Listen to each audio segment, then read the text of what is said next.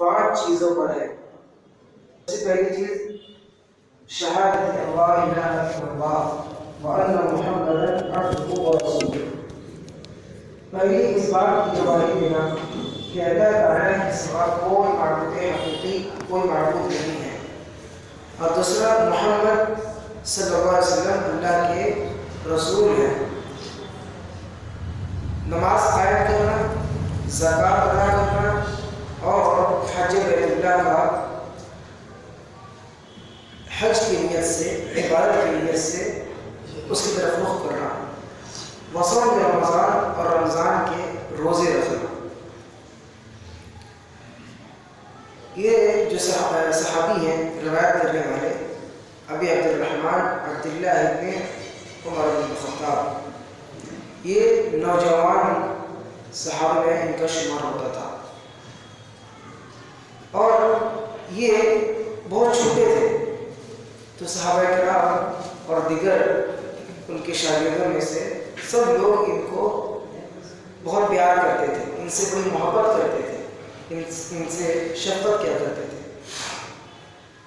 لہذا صحابہ کرام اور انبیاء اور اسلاف ان کا طریقہ یہ رہا کہ وہ اپنے سے چھوٹوں کی قدر کیا کرتے تھے۔ یہ صحابہ کرام کی سیرت سے اور صحابہ کرام کے طور طریقے سے اس بات کا پتہ چلتا ہے، کیونکہ یہ بہت چھوٹے تھے اور تمام صحابہ کرام ان سے محبت کیا کرتے تھے۔ یہ بہت ہی مشہور حدیث ہے، اور یہ 40 نبی کی یہ تیسری حدیث ہے۔ اس میں بنیادی طور پر 5 چیزیں اسلام کی جو بنیاد ہے، رکن ہے، وہ بیان کی گئی۔ سب سے پہلی چیز ہے توحید، شہادت اللہ الہ الا اللہ۔ اب توحید ہر انسان اس کو جانتا ہے، سمجھتا ہے، لیکن جو انسان توحید کو نہیں سمجھتا ہے وہ کسی بھی چیز کو نہیں سمجھ پاتا۔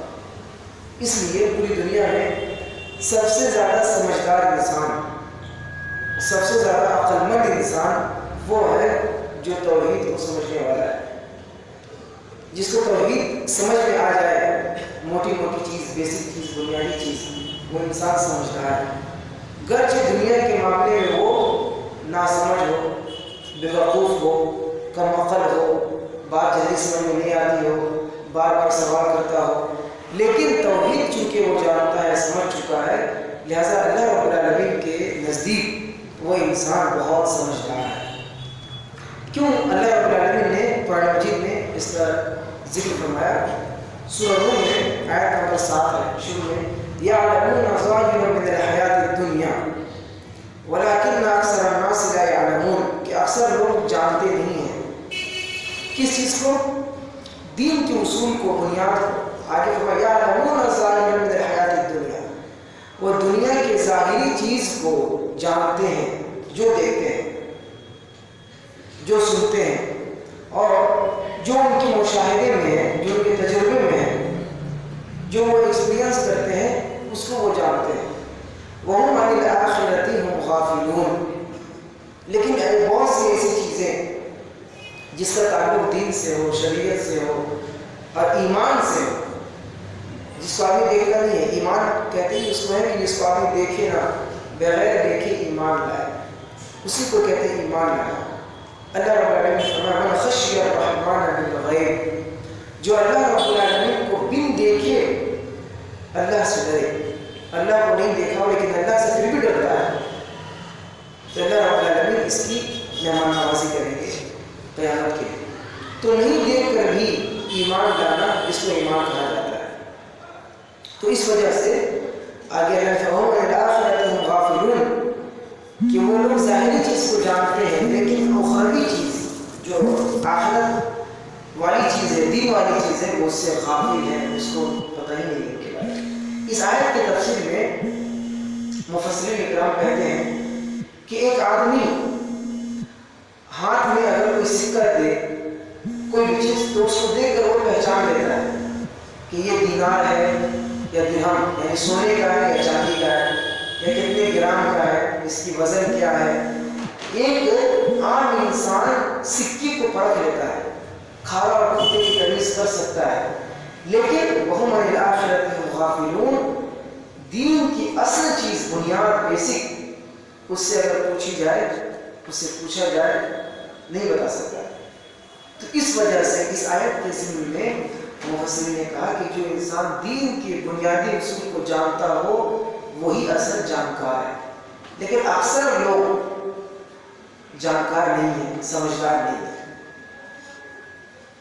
دوسری جگہ اللہ رب العالمین نے اس کا ذکر فرمایا وَقَلِيلٌ مِّنْ عِبَادِيَ الشُّكُورُ، بہت تھوڑے لوگ ہیں جو میرا شکر ادا کرتے ہیں۔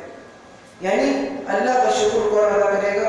جو اللہ تعالیٰ کو پہچانے گا، اللہ کو جانے گا، تب اسی کے مطابق اگر وہ عمل کرتا ہے گویا اللہ تعالیٰ کا یہ شکر ادا کرتا ہے۔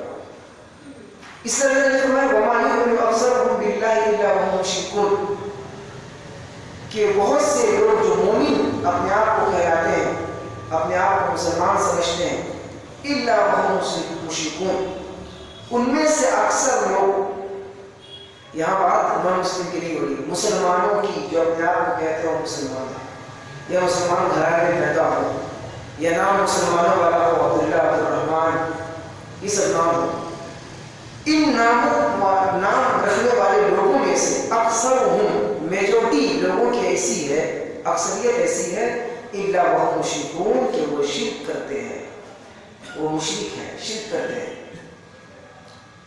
تو بہت ساری آیتیں ہیں جس سے معلوم یہ ہوتی ہے کہ ہاں مسلمان بہت سے لوگ ہیں، لیکن ان میں سمجھدار، شکر گزار، صبر کرنے والے، اللہ کی بات کو ماننے والے، فرمانبرداری کرنے والے، یہ ہر جگہ قرآن میں جہاں بھی ذکر آیا ہے تھوڑے لوگوں کے ساتھ خاص ہے، کہ بہت تھوڑے لوگ ہیں جو شکر کرتے ہیں، تھوڑے لوگ ہیں جو صبر کرتے ہیں، تھوڑے لوگ ہیں جو اللہ تعالیٰ کی بات مانتے ہیں، تھوڑے لوگ ہیں جو دین کی سمجھ رکھتے ہیں۔ تو اچھائیوں کا جہاں ذکر ہے اس کے ساتھ بہت کم لوگ ہیں۔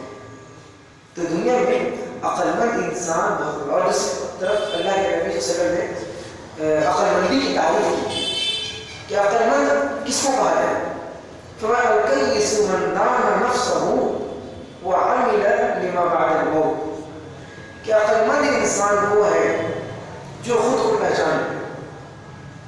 آدمی خود کو کیسے پہچانے گا؟ الکیس من دان نفسہ، نفس یعنی خود، بذات خود کو انسان پہچان لے، وہ عقل مند ہے، یعنی انسان اپنے آپ کو چیک کر لے۔ اللہ نے فرمایا وفی انفسکم، تم اپنے آپ میں دیکھو، یعنی جو انسان اپنے آپ میں دیکھے، اپنے آپ میں غور کرے، اپنی تخلیق میں غور کرے، وہ توحید تک پہنچ جائے گا۔ وفی انفسکم افلا تبصرون، توحید کی نشانیوں کو بیان کرنے کے لیے اللہ تعالیٰ بہت سارے ذرائع بتائے، آسمان کو دیکھو، زمین دیکھو، دنیا دیکھو، یہ دیکھو، اور سب سے اہم چیز جو ہر انسان مشاہدہ کر سکتا ہے، ہر انسان کے بس میں ہے، وفی انفسکم، اپنے آپ میں تم دیکھ لو، کیا تم دیکھتے نہیں؟ صبر پہ تم کو سمجھ میں نہیں آتا؟ کس چیز کی بات ہوتی ہے؟ قرآن میں جہاں بھی اگر بات ہو اس بارے میں، کیا تم سمجھتے نہیں؟ کیا تم عقل نہیں رکھتے ہو؟ افلا تعقلون، کیا تمہارے پاس عقل نہیں ہے؟ افلا تبصرون، کیا دیکھتے نہیں؟ افلا تسمعون، کیا تم سنتے نہیں ہو؟ تو یہ تمام چیزیں اس بات کی دلیل ہے کہ انسان توحید کی طرف آئے، اس چیز کی طرف اشارہ ہے کہ انسان توحید کو سمجھے، توحید کو مشاہدہ کر کے اپنے آپ میں توحید کی طرف آئے۔ ہر ایک چیز انسان کو قرآن کی سلف میں سے گزرے ہیں، انہوں نے کہا کہ قرآن کی ہر لائن اس میں توحید کی دلیل ہے۔ قرآن کا کوئی بھی ایسا لائن آپ بتائیں جس میں توحید کی دلیل نہ ہو، وہ کہتے ہیں میں ثابت کروں گا کہ قرآن کی ہر لائن میں توحید، اللہ رب العالمین توحید کی دعوت دیتے ہیں۔ تو پہلی چیز بنی الاسلام علی خمس شہادت اللہ الہ الا اللہ، کہ اللہ رب العالمین کے تعلق سے گواہی دینا کہ اللہ تعالیٰ ہی معبود برحق ہے، اللہ تعالیٰ کے علاوہ کوئی۔ اور دوسری چیز میں اہم یہ کہ آدمی پہلے تمام معبودان باطلہ کا انکار کرے، پھر اللہ تعالیٰ کی توحید کی گواہی دے۔ فَمَن يَكْفُرْ بِالطَّاغُوتِ وَيُؤْمِنْ بِاللَّهِ، کہ کہ جو آدمی طاغوت کا پہلے انکار کرے وَيُؤْمِنُ بِاللَّهِ اور اللہ تعالیٰ پر ایمان لائے. معلوم یہ ہوا کہ آدمی کو ایمان لانے سے پہلے، توحید اختیار کرنے سے پہلے شرک کا رد کرنا ہوگا، شرک کو سمجھنا ہوگا. جو آدمی شرک سمجھ لے وہ توحید پر رہے گا، کیونکہ اس کو پتہ ہے شرک کیا ہے. اگر شرک نہیں سمجھا، توحید اختیار کر لے تو زیادہ چانسز ہے کہ وہ شرک میں مبتلا ہو جائے گا، کیونکہ شرک پتہ نہیں اس کو. اسی لیے بعض صحابہ کرام اللہ کے نبی صلی اللہ علیہ وسلم سے گناہوں کے بارے میں پوچھتے تھے، بعض صحابہ کرام نیکی کے بارے میں پوچھتے تھے، بعض صحابہ صرف گناہ پوچھتے تھے. گناہ کیا ہے، یہ گناہ کیوں؟ تاکہ وہ گناہ جانیں گے تو گناہ سے بچ جائیں گے. ایک آدمی نیکی کر رہا ہے، خوب نیکی کر رہا ہے اور نیکی کے بارے میں جانتا ہے، پوچھتا ہے، نیکی کرنے کی کوشش کرتا ہے، تو نیکی کرتے کرتے ہو سکتا ہے اس میں بہت سارا گناہ بھی کر جائے. مثال بدعت کو آدمی نیکی سمجھ کر کے کرتا ہے کہ اچھا کام ہے، اچھی چیز ہے، دین سے جڑنے والی چیز ہے، نمازی تو ہے، روزہ ہی تو ہے، یہ اچھی نیت ہوتی ہے، عمل بھی اچھا ہوتا ہے، لیکن گناہ کیسے بن جا رہا ہے اچھا عمل، اس کی وہ پرواہ نہیں کرتا. اس بدعت کے بارے میں اس کو پتہ نہیں ہے، جانکاری نہیں ہے، اس لیے وہ اچھا کام کر کے بھی بدعتی شمار ہوتا ہے.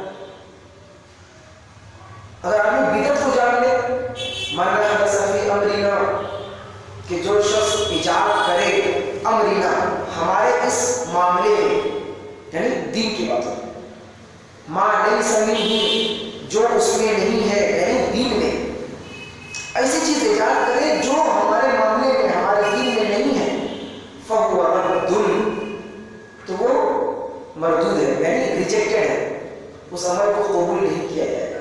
یہ بدعت کی چھوٹی سی تعریف ہے، صحیح بخاری اور مسلم دونوں میں، اور عائشہ رضی اللہ عنہا راویہ حدیث ہے. اس اصول کو آدمی سمجھ لے تو کوئی بھی عمل وہ کرے گا اس حدیث کو پڑھ لے گا کیا یہ شریعت میں ہے کہ نہیں. اگر ہے تو کرے گا، نہیں ہے تو نہیں کرے گا. شریعت میں نہیں ہے اور نہیں کرے گا یعنی وہ انسان بدعت سے بچ گیا. اسی طرح شرک کرنے بہت ساری چیزیں آدمی اس کو سمجھ نہیں پاتا کہ یہ شرک ہے، لیکن شرک کو نہ جاننے کی وجہ سے وہ شرک میں مبتلا ہوتا ہے. مثال کے طور پر ایک آدمی کو یہ پتا ہے کہ غیر اللہ کے سامنے سجدہ نہیں کرنا ہے، مورتی پوجا نہیں کرنا ہے، ہاں، لیکن یہ چیز اس کو پتا ہے کہ ہاں یہ شرک ہے. لیکن ایک انسان کسی کو دیوالی کے موقع پر یا 25 دسمبر کرسمس کے موقع پر کسی کو مبارکبادی پیش کر دیتا ہے، میری کرسمس، آپ کو بھی فلا فلا، یعنی کہ یہ وہ چیز ہے، وہ گناہ ہے جو انسان کو شرک میں دھکیل دیتی ہے. لیکن انسان کو شرک کی یہ پتہ نہیں کہ یہ شرک میں سے آتا ہے. شرک کی موٹے موٹے اس کو جاننے کے ساتھ ساتھ وہ شرک کہاں کہاں ہماری زندگی پہ افیکٹڈ ہو سکتی ہے، اثر کر سکتی ہے، اس کو بھی جاننا ضروری ہے. یہ کب ہوگا جب آدمی شرک کو جانے گا کہ کہاں کہاں شرک ہوتا ہے، کہاں کہاں شرک نہیں ہوگا، کہاں شرک سے بچیں گے. یہ سب چیز جاننے کے بعد آدمی اگر شرک کو اچھے سے جان لے گا تو کبھی شرک نہیں کرے گا. اس لیے فَمَن يَكْفُرْ بِالطَّاغُوتِ، پہلے شرک کو جانو، شرک کو جان کر کے شرک کا رد کر دو. ہاں شرک کو نہیں مانتے. وَيُؤْمِنُ بِاللَّهِ، اور پھر اس کے بعد یہ کہو اللہ تعالیٰ پر ایمان لاتا ہے. اس کے بعد آدمی کیا ہوگا؟ توحید سے مضبوط ہوگا. تو گناہ سے بچنے کے لیے گناہ کو جانے، بدعت سے بچنے کے لیے بدعت کو جانے، اور شرک سے بچنے کے لیے شرک کو جانے. تو توحید بھی آئے گا، سنت بھی آئے گی، اور پھر انسان کی زندگی میں نیکیاں بھی آئیں گی، گناہ دور ہو جائیں گے. یہ اصول اس حدیث سے ہمیں ملتا ہے. وَأَنَّ مُحَمَّدًا عَبْدُهُ وَرَسُولُهُ، اور محمد رسول اللہ صلی اللہ علیہ وسلم کو اللہ کا بندہ اور اللہ کے رسول سمجھنا، ایمان لانا. یہاں سب سے اہم چیز، محمد رسول اللہ صلی اللہ علیہ وسلم اللہ کے بندے ہیں اور اس کے رسول ہیں. اللہ رب العالمین نے اس حدیث میں جو اللہ کے نبی صلی اللہ علیہ وسلم کے زبانی جو الفاظ نکلوائے ہیں وہ کیا ہے؟ پہلے عبدہ و رسول، قرآن میں بھی اللہ رب العالمین نے محمد رسول صلی اللہ علیہ وسلم کا ذکر فرمایا تو کہا عبدہ بعبدہ. عیسیٰ علیہ السلام کا ذکر ہوا عبد پھر رسول، یعنی کہ انبیاء کا جب ذکر آیا تو پہلے عبد کا ذکر آیا پھر رسول کا ذکر آیا. لا الہ الا اللہ محمد رسول اللہ. دوسری جگہ کہا عبدہ و رسول. کیا مطلب؟ عبد کا معنی آپ اٹھائیں ڈکشنری میں دیکھیں. عبد کہتے ہیں وہ آدمی جو گوشت والا ہو، ہڈی والا ہو، خون والا ہو، یعنی ایک ڈھانچہ جس میں گوشت بھی ہو، ہڈی بھی ہو، خون بھی ہو، اس کو کہتے ہیں عبد، بندہ، انسان. اور اسی چیز کا استعمال اللہ رب العالمین نے قرآن مجید میں سورہ بنی اسرائیل میں کی. سبحان الذی اسری بعبدہ، پاک ہے وہ ذات جس نے اپنے بندے کو یعنی محمد رسول اللہ صلی اللہ علیہ وسلم کو اسرا اور معراج کروایا. تو سب سے پہلا عقیدہ جس کا تعلق عقیدے سے وہ یہ کہ اللہ کے نبی صلی اللہ علیہ وسلم بشر تھے، انسان تھے، نور نہیں تھے. نور میں نہ جسم ہے، نہ ہڈی ہے، نہ خون ہے. تو شریعت کے اعتبار سے بھی، حدیثوں کے اعتبار سے بھی اور لغت ڈکشنری کے اعتبار سے بھی اللہ کے نبی صلی اللہ علیہ وسلم نور نہیں ہے بلکہ بشر ہے، انسان ہے، گوشت والے انسان ہے، بشر ہے. یہ اہم عقیدہ اس کو ہمیں یاد رکھنا چاہیے. اس کا وہ رسول اور اس کے رسول ہیں، یعنی اللہ رب العالمین کے پیغامبر ہیں، رسالت پہنچانے والے رسول اسے کہا. تو اسی لیے اللہ کے نبی صلی اللہ علیہ وسلم کی تعریف میں ایمان لانے میں 3 چیزیں شامل ہیں. آمنوا بہ وعزروہ ونصروہ. 3 چیزیں. اللہ کے نبی کی جب بات آئے تو ہمارے اوپر کیا فریضہ بنتا ہے، اللہ کے نبی کے لیے ہم کیا چیز کر سکتے ہیں. 3 چیز قرآن مجید میں اللہ رب نے سورہ اعراف میں اس کا ذکر فرمایا. 190 ہے یا پھر غالباً 170، 150 کے بعد آپ کو مل جائے گا. فالذین آمنوا بہ، سب سے پہلے اللہ کے نبی پر ایمان لائے. ایمان لائے تب نجات کا ذریعہ ہو. ایمان نہیں لائیں گے تو آپ کامیاب نہیں ہو سکتے، 1% بھی کامیاب نہیں ہوں گے. آمنوا بہ، ایمان لائے، وعزروہ، اور ان کا دفاع کیا جائے. یعنی جب کوئی اللہ کے نبی کے خلاف کچھ بولے یا پروپیگنڈا کرے تو آپ اپنی زبان سے کم از کم اس کو روکیں یا اس کو منع کریں، اللہ کے نبی کی دفاع کریں. یہ دوسری چیزیں اللہ کے نبی صلی اللہ علیہ وسلم کے ایمان لانے میں شامل ہے. تیسری چیز وَنَصَرُوهُ، اور اپنے نبی کی مدد کریں. نبی صلی اللہ علیہ وسلم کی مدد کیسے کرنا ہے؟ پہلے تو ہم سنت کو اپنائیں اپنی زندگی میں، دوسرا اس سنت کو دوسروں تک پھیلائیں. نبی صلی اللہ علیہ وسلم کو جو کام تھا وہ کام ہم کریں تاکہ نبی کی مدد ہو جائے. تو فالذین آمنوا بہ، ایمان لایا جائے اللہ کے نبی پر، اور نبی صلی اللہ علیہ وسلم کے خلاف کوئی کچھ کہتا ہے تو اس کا دفاع کیا جائے. اور تیسری، نبی صلی اللہ علیہ وسلم کی مدد کی جائے سنت کو اپنا کر کے اور سنت کو دوسروں تک پھیلا کر کے. یہ 3 اہم چیزیں. اس کے بعد وَإِقَامِ الصَّلَاةِ وَإِيتَاءِ الزَّکَاۃِ، نماز قائم کرنا اور زکوٰۃ ادا کرنا. نماز قائم کرنا اس کی بڑی فضیلت ہے، ہم سبھی جانتے ہیں.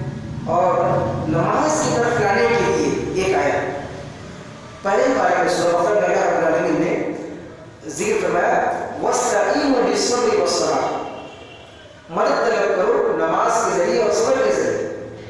وَإِنَّهَا لَكَبِيرَةٌ إِلَّا عَلَى الْخَاشِعِينَ، اور یہ نماز اور صبر دونوں چیز یہ بہت بھاری ہے.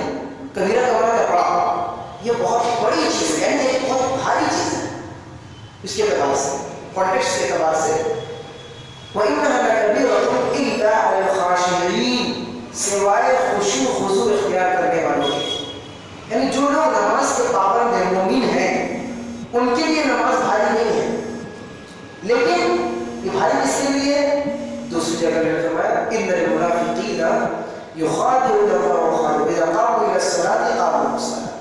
یہ نماز بھاری ہے منافقین کے لیے جو سستی کرتے ہیں. اور پھر اسی طریقے سے اسی کے آگے اللہ نے فرمایا الَّذِينَ يَظُنُّونَ أَنَّهُم مُّلَاقُو رَبِّهِمْ. اگر کسی کو نمازی بننا ہے، یہ جو نماز نہیں پڑھتا ہے لیکن مسلمان ہے، نماز کی طرف بلانا ہے اس کو، تو توحید کی دعوت دے. اور یہ آیت پیش ہے الَّذِينَ يَظُنُّونَ أَنَّهُم مُّلَاقُو رَبِّهِمْ، کہ جو نماز پڑھتے ہیں ان کو یقین ہوتا ہے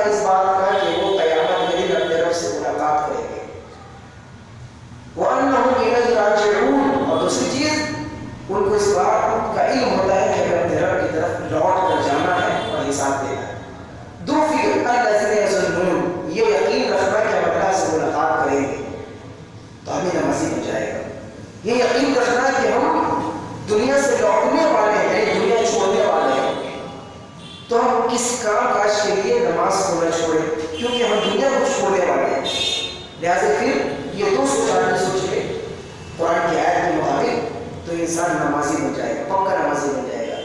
کوئی زکات ادا کرنا، یعنی آدمی کے پاس اتنا مال ہو جو نصاب تک پہنچ جائے تو کتنا مال نکالنا ہے اس چیز کے بارے میں جانکاری حاصل کرنا، اور ہر آدمی اپنے اپنے کاروبار کے حساب سے کیا کرے، علم حاصل کرے کہ کس کو کتنا زکات نکالنا ہے، کیا ہے ضروری. زکات کا دو فائدہ. پہلا فائدہ مال کی پاکی صفائی. ہو سکتا ہے مال میں کچھ دھوکہ ہو گیا ہو، پیسہ زیادہ لے لیا ہو کسی سے، ناپ تولے کی کمی ہو گئی ہو، غلطی کوتاہی بزنس میں لینے میں ہوتا ہے. اگر یہ غلطی آپ کی ہوئی ہے تو زکات دینے سے آپ کی یہ غلطی، یہ گناہ مٹ جاتے ہیں. ٹھیک. دوسری آپ کی گناہ مٹ گئے، دوسرا آپ کی مال کی صفائی ہو گئی.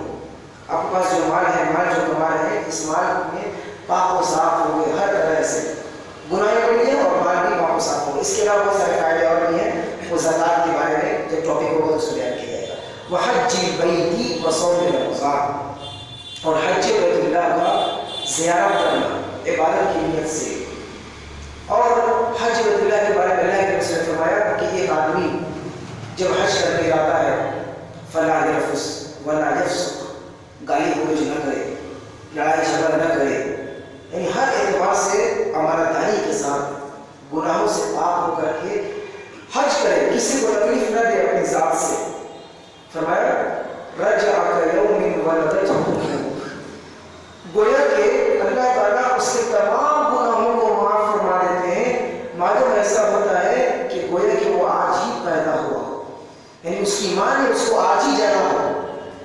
اگر چاہے 60 سال کا ہو، 80 سال کا ہو، اگر اچھے سے حج کیا، شریعت کے مطابق بھی ہو اور کسی کو تکلیف نہ دیا ہو، تو اس کے پچھلے تمام گناہ معاف ہو جاتے ہیں. اور پھر اسی طریقے سے حج کے بارے میں اللہ رب العالمین نے جو اسٹیٹمنٹ دیا سورہ آل عمران میں 4 پارے کے پہلے پیج میں، کہ لوگوں کو چاہیے کہ وہ حج کریں جس کے پاس طاقت ہے، من استطاع الیہ سبیلا. اور پھر آگے کہا ومن کفر، جو شخص انکار کر دے، یعنی حج نہ کرے، فإن اللہ غنی عن العالمین، تو بے شک کہ اللہ رب العالمین پوری دنیا سے بے نیاز ہے. کیا غور کیجیے، اللہ رب العالمین ایک آدمی کو کہہ رہے ہیں اگر کسی کے پاس طاقت ہے اور وہ حج نہیں کرتا، جو انکار کرے، ایک آدمی ومن کفر، جو شخص حج نہ کرے، پھر آگے فرمایا پوری دنیا سے اللہ بے نیاز ہے. کیا مطلب؟ مفسرین کہتے ہیں کہ اگر ایک آدمی حج نہ کرے تو کیا ہوا؟ اگر پوری دنیا بھی حج نہ کرے، خانہ کعبہ اگر بند ہو جائے، ایک آدمی بھی حج کرنے والا نہ ہو، پورا دنیا اللہ کا نافرمان ہو جائے، فإن اللہ غنی عن العالمین، تب بھی اللہ تعالیٰ کی بادشاہت میں کوئی فرق پڑنے والا نہیں ہے. تو ایک آدمی کو مخاطب کر کے اللہ تعالیٰ پورا دنیا کا ذکر کیے اس آیت میں، تو نقطہ یہ نکلا ایک آدمی کیا اگر پوری دنیا بھی حج نہ کرے تو اللہ تعالیٰ کو کوئی فرق نہیں پڑنے والا. یہ نقطہ مفسرین نکالے. آخری چیز وصوم رمضان، اور رمضان کا روزہ رکھنا، یہ 5ویں چیز ہے. دوسری روایت میں حج کا ذکر لاسٹ میں ہوتا ہے 5 نمبر پہ، روزے کا ذکر 4 نمبر پہ ہوتا ہے، لیکن اس حدیث میں روزے کا ذکر 5 نمبر پہ. وصوم رمضان، رمضان کے مہینے کی روزے رکھنا. روزے رکھنے کا مقصد یہ لعلکم تتقون، تاکہ انسان کے دل میں پرہیزگاری تقویٰ آ جائے. لہٰذا روزے کے بہت سارے احکام ہیں، مسائل ہیں، انشاءاللہ اس کو روزے کے ٹاپک پہ انشاءاللہ اس کو بیان کیا جائے گا. اللہ تعالیٰ سے دعا ہے کہ اللہ تعالیٰ نے اسلام کی بنیادی اصول کو سمجھنے، اس کو گہرائی سے جاننے، اس پر عمل کرنے، تو اس کو تک پہنچانے کی توفیق عطا فرمائے. آمین. سبحان اللہ سبحان اللہ سبحان اللہ اشہد ان لا الہ الا انت استغفرک و اتوب الیک.